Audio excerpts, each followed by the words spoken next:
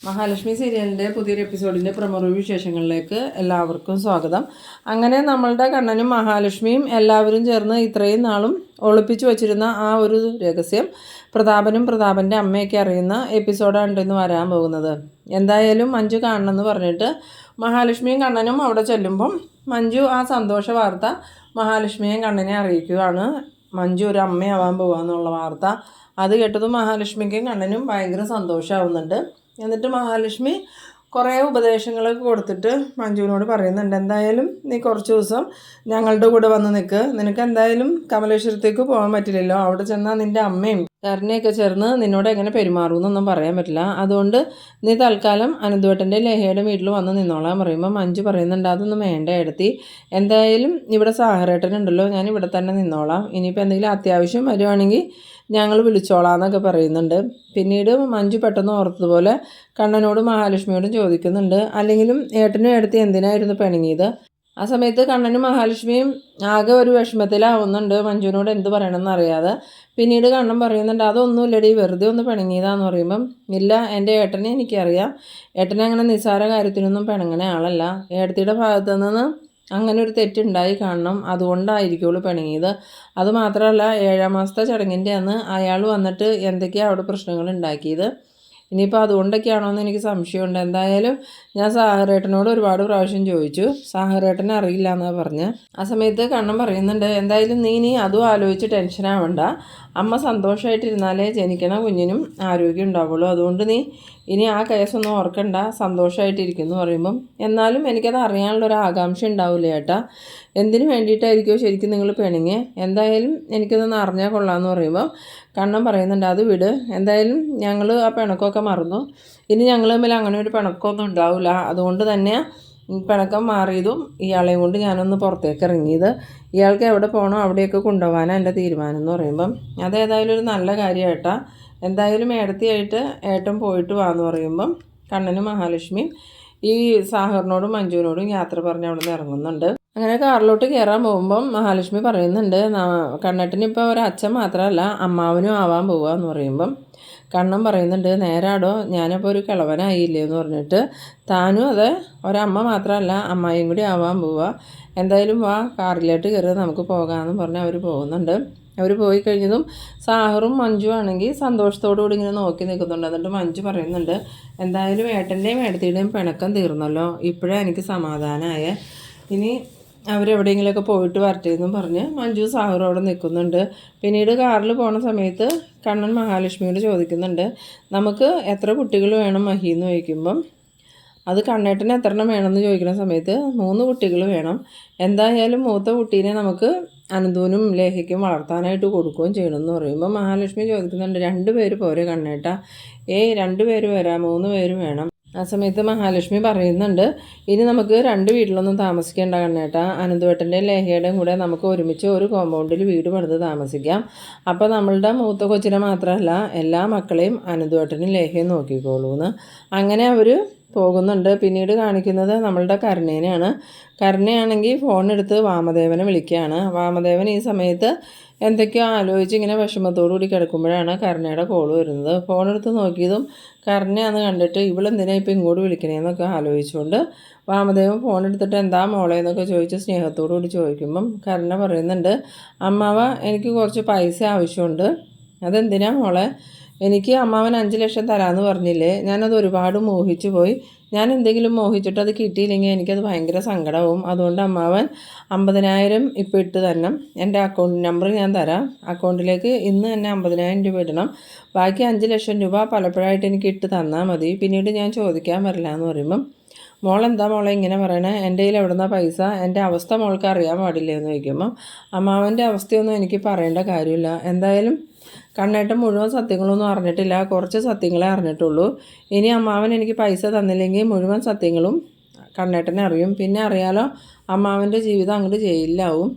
എൻ്റെ മോളെന്തിനാ ഇതും പറഞ്ഞ് എന്നെ ഭീഷണിപ്പെടുത്തണേന്ന് ചോദിക്കുമ്പം അത് വേറൊന്നും കൊണ്ടുമല്ല, എന്തായാലും കണ്ണേട്ടൻ ഇതുവരെ ഉണ്ണിയേട്ടനോട് കാര്യങ്ങളൊന്നും പറഞ്ഞിട്ടില്ല. ഉണ്ണിയേട്ടനെ അറിഞ്ഞു കഴിഞ്ഞാൽ ആ നിമിഷം എൻ്റെ ജീവിതം ഈ കമലേശ്വരത്തിന് പുറത്താവും. അതുകൊണ്ട് എനിക്ക് എങ്ങനെയായാലും എൻ്റെ കയ്യിൽ കുറച്ച് പൈസ വേണം. അതിന് നിൻ്റെ അച്ഛൻ്റെയും മുത്തശ്ശിയുടെയും കയ്യിൽ ഇഷ്ടം പോലെ പണം ഉണ്ടല്ലോ എന്ന് പറയുമ്പം എനിക്ക് എൻ്റെ എല്ലാ കാര്യത്തിനും അച്ഛൻ്റെയും മുത്തശ്ശിയുടെ അടുത്ത് ചോദിക്കാൻ പറ്റും അമ്മാവ. അതുകൊണ്ട് 5 ലക്ഷം രൂപ അമ്മാവൻ പലപ്പോഴായിട്ട് എനിക്ക് ഇട്ട് തന്നെ. അതിന് എൻ്റെ കയ്യിൽ പൈസയൊന്നുമില്ല മോളെ, ചിലവിന് തന്നെ ബുദ്ധിമുട്ടാന്ന് പറയുമ്പോൾ കണ്ണേട്ടൻ അമ്മാവൻ്റെയും മേഹേട്ടൻ്റെ അക്കൗണ്ടിലേക്ക് പൈസ ഇട്ട് തന്നില്ലേ, അതിൽ നിന്ന് എനിക്ക് തന്നാൽ മതിയെന്ന്. അങ്ങനെ വാമദേവനെ കരുണ നല്ല രീതിയിൽ തന്നെ ഭീഷണിപ്പെടുത്തുമ്പോൾ വാമദേവന് വേറെ നിവൃത്തിയൊന്നുമില്ലാണ്ട് എന്താണെന്ന് വെച്ചാൽ ചെയ്യാമെന്ന് പറഞ്ഞ് ഫോൺ വയ്ക്കുന്നുണ്ട്. ഈ സമയത്ത് സീമന്തിനി മേളിൽ നിന്ന് ഇറങ്ങി വരുമ്പം ചോദിക്കുന്നുണ്ട്, ആരാ വാമേട്ട ഫോൺ വിളിച്ചതെന്ന് ചോദിക്കുമ്പം ആ കരുണ അവളെന്തിനാ ഇപ്പം ഇങ്ങോട്ട് വിളിച്ചതെന്ന് ചോദിക്കുമ്പോൾ അവൾ വേറെ ഒന്നിനല്ല പൈസയ്ക്ക് വേണ്ടിയാണ് വിളിച്ചതെന്ന് പറയുമ്പം സീമന്തിനി ചോദിക്കുന്നുണ്ട്, അതിന് വാമേട്ടന് പൈസ കിട്ടിയില്ലല്ലോ, അത് അവൾക്കും അറിയാവുന്നതല്ലേ, പിന്നെ എന്തിനാ അവൾ പൈസ ചോദിക്കണേന്ന് ചോദിക്കുമ്പം ഇതല്ലടി, അവളിനി കണ്ണനോട് സത്യങ്ങൾ പറയുമെന്ന് പറഞ്ഞ് എന്നെ ഭീഷണിപ്പെടുത്തുവാന്ന്. അന്നേരം ഈ സീമന്തിനി പറയുന്നുണ്ട്, അത് അവൾ പറയാനും മടിക്കൂല, അവൾ അത്തരത്തിലുള്ളൊരു പെണ്ണാണ്. ഇനിയിപ്പോൾ അവൾ സത്യങ്ങൾ പറഞ്ഞാൽ നിങ്ങളുടെ ജീവിതം ജയിലിലായിരിക്കും.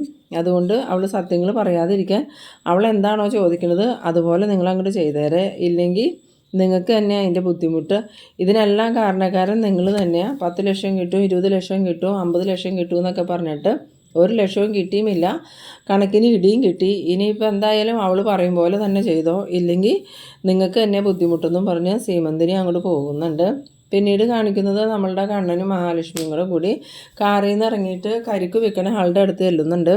എന്നിട്ട് 2 കരിക്ക് വേണം ചേട്ടാന്ന് പറയുമ്പം അയാൾ ശരി ഇപ്പം തന്നെ വെട്ടി തരാമെന്നും പറഞ്ഞുകൊണ്ട് കണ്ണനും മഹാലക്ഷ്മിക്കും കുടിക്കാനായിട്ട് കരിക്ക് വെട്ടുന്നുണ്ട്. ഈ സമയത്ത് മഹാലക്ഷ്മിയുടെ വീടിൻ്റെ സമീപത്തുള്ള ഒരാൾ ഈ കണ്ണനെയും മഹാലക്ഷ്മിയും കാണുന്നുണ്ട്. അപ്പോൾ തന്നെ അയാൾ മനസ്സിൽ വിചാരിക്കുന്നുണ്ട്, ഇത് പ്രതാപേട്ടൻ്റെ മൂത്ത മകളല്ലേ, ആ കുട്ടിയുടെ ഭർത്താവ് ഇപ്പോൾ വീൽ ചെയറിൽ നിന്നൊക്കെ എഴുന്നേറ്റോ, നല്ല മിടുക്കനായിട്ട് നടക്കുന്നുണ്ടല്ലോ, എന്തായാലും ആ കുട്ടിയുടെ ഭാഗ്യം, അല്ലെങ്കിൽ വീൽ ചെയറിൽ നിന്ന് ഇത്ര പെട്ടെന്ന് ഇയാൾ എഴുന്നേക്കുമോ എന്നൊക്കെ ഇങ്ങനെ മനസ്സിൽ ആലോചിച്ചുകൊണ്ട് ഇവരെ തന്നെ ശ്രദ്ധിച്ചുകൊണ്ട് നിൽക്കുന്നുണ്ട്. എന്നിട്ട് കണ്ണൻ്റെ കാലിലേക്ക് നോക്കുമ്പോൾ കണ്ണന് ഒരു കുഴപ്പവും കൂടാണ്ട് നടക്കുന്നതും ഇയാൾ കാണുന്നുണ്ട്.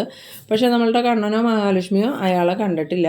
എന്നിട്ട് അയാൾ സ്കൂട്ടർ ഓടിച്ച് അങ്ങോട്ട് പോകുന്നുണ്ട്. പിന്നീട് കാണിക്കുന്നത് നമ്മളുടെ പ്രതാപനാണ് ഇങ്ങനെ അറിയത്ത് എന്തോ ആലോചിച്ചുകൊണ്ടിരിക്കുന്ന സമയത്ത് ഇയാൾ വന്നിട്ട്, പ്രതാപേട്ട എന്തൊക്കെയുണ്ട് വിശേഷം, നിങ്ങളുടെ മൂത്ത മരുമകൻ നടന്നു തുടങ്ങിയില്ലേ എന്ന് ചോദിക്കണു.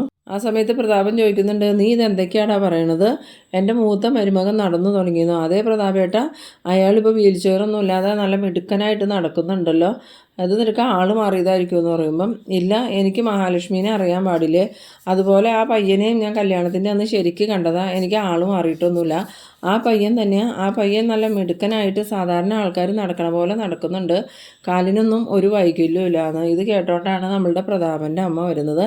എന്നിട്ട് പ്രതാപൻ്റെ അമ്മ ചോദിക്കുന്നുണ്ട്, നീ എന്തൊക്കെയാടാ ഈ പറയണത്, മഹാലക്ഷ്മിയുടെ ഭർത്താവ് നടന്നിട്ടൊന്നുമില്ല, നിനക്ക് ആൾ മാറിപ്പോയതായിരിക്കും എന്ന് പറയുമ്പോൾ ഇല്ലെന്നേ, എനിക്ക് ആളൊന്നും മാറിപ്പോയിട്ടില്ല, അവരവിടെ കരിക്ക് കുടിച്ചുകൊണ്ട് നിൽക്കുന്നത് ഞാൻ കണ്ടതാ, പിന്നീട് അവർ നടന്ന് കാറിലോട്ട് കയറുന്നത് ഞാൻ കണ്ടു, ഒരു കുഴപ്പമില്ല, നല്ല ഉഷാറായിട്ട് തന്നെ നടക്കണേ, എന്തായാലും ആ കൊച്ചു ഭാഗ്യമുള്ളവളാ, ഇത്ര പെട്ടെന്ന് ആ പയ്യൻ വീൽ ചെയറിൽ നിന്ന് എഴുന്നേറ്റ് ഇതുപോലെ നടക്കുമെന്ന് ആരെങ്കിലും വിചാരിച്ചു എന്ന് ചോദിക്കുമ്പോൾ പ്രതാപൻ്റെ അമ്മ ചോദിക്കുന്നുണ്ട്, എടാ നിനക്ക് ആൾ മാറിയതായിരിക്കൂടാ എന്ന് പറയുമ്പം ഇല്ലെന്നേ, ഞാൻ ആ പയ്യനെ ശരിക്ക് കണ്ടിട്ടുള്ളതല്ലേ, ഇന്ന് ഞാൻ കണ്ടത് മഹാലക്ഷ്മിയുടെ ഭർത്താവിനെ തന്നെയാണ്, പിന്നെ നിങ്ങൾക്കിതൊന്നും ഇഷ്ടാവില്ല എന്ന് എനിക്കറിയാം, മോഹിനി ചേച്ചിയുടെ ആദ്യത്തെ കുടിയിലെ മോളല്ലേ മഹാലക്ഷ്മി, ആ കുട്ടിക്ക് നല്ലത് സംഭവിക്കണമെന്നൊന്നും നിങ്ങൾക്ക് ഇഷ്ടമല്ലല്ലോ, നിങ്ങൾ ആ കുട്ടിയെ ഒരുപാട് ദ്രോഹിച്ചേക്കണേ അല്ലേ, എന്തായാലും അങ്ങനെയുള്ളവർക്ക് ആ ദൈവത്തിൻ്റെ തുണി ഉണ്ടാവണേ, മോഹിനി ചേച്ചിയും ആ കുട്ടിയും എപ്പോഴും അമ്പലമായിട്ട് പ്രാർത്ഥനയായിട്ട് നടക്കണവരല്ലേ, അതുകൊണ്ടായിരിക്കും ദൈവങ്ങൾ ഇത്ര പെട്ടെന്ന് ആ കൊച്ചിൻ്റെ നേരെ കണ്ണു തുറന്നേന്ന്. ആ സമയത്ത് പ്രതാപൻ പറയുന്നുണ്ട്, നീ ഇവിടെ വന്ന് പറഞ്ഞത് പറഞ്ഞു, ഇനി ഇത് നാട് നിങ്ങളെ പറഞ്ഞുകൊണ്ടൊന്നും നടക്കണ്ടെന്ന് പറയുമ്പം പറഞ്ഞാൽ എന്താ കുഴപ്പം, ഞാൻ നുണയൊന്നുമല്ലല്ലോ പറഞ്ഞാൽ സത്യമല്ലേ, പിന്നെ നിങ്ങളെന്തിനാ അങ്ങനെ പറയണേന്ന് ചോദിച്ചാൽ അയാളങ്ങോട്ട് പോകുന്നുണ്ട്. പിന്നീട് പ്രതാപൻ്റെ അമ്മ പ്രതാപനോട് ചോദിക്കുന്നുണ്ട്, എടാ പ്രതാപ, ഇനി കണ്ണൻ തന്നെയായിരിക്കും അവിടെ എഴുന്നേറ്റ് നടന്നതെന്ന് ചോദിക്കുമ്പോൾ ഒന്നും അറിയില്ല അമ്മേ, അതിന് കഴിഞ്ഞ ദിവസം അവനെ കണ്ടപ്പോഴും അവൻ വീൽ ചെയറിലായിരുന്നല്ലോ എന്ന് പറയുമ്പോൾ അതൊന്നും വിശ്വസിക്കാൻ പറ്റില്ലടാ, മഹാലക്ഷ്മി അമ്മയാവാൻ പോവാന്ന് പറഞ്ഞിട്ട് നമ്മൾ എന്തൊക്കെ പറഞ്ഞു. എന്നിട്ടും അവർ കണ്ണനാണ് കൊച്ചിൻ്റെ അച്ഛനെന്ന് ഒരിക്കലെങ്കിലും പറഞ്ഞു. എത്ര നാൾ കഴിഞ്ഞിട്ടാണ് കുഞ്ഞിൻ്റെ അച്ഛൻ കണ്ണനാണെന്ന് നമ്മൾ തിരിച്ചറിഞ്ഞത്. അതും നമ്മളെല്ലാവരും മണ്ടൻ എന്ന് വിളിക്കണ ഉണ്ണി തന്നെയല്ലേ അത് കണ്ടുപിടിച്ചത്. ഇനിയിപ്പോൾ കണ്ണൻ എഴുന്നേറ്റ് നടന്നിട്ടും അവരത് രഹസ്യമാക്കി വച്ചേക്കണയാണോ എന്ന് ചോദിക്കുമ്പോൾ പ്രതാപൻ പറയുന്നുണ്ട്, അങ്ങനെയാണെങ്കിൽ നമുക്ക് ഉണ്ണീനെ വിളിച്ചൊന്ന് ചോദിക്കാം അമ്മയെന്ന് പറയുമ്പം വേണ്ട അതൊരിക്കലും വേണ്ട. അങ്ങനെ ചോദിച്ചാൽ അതെന്തായാലും കരണമോൾ അറിയും.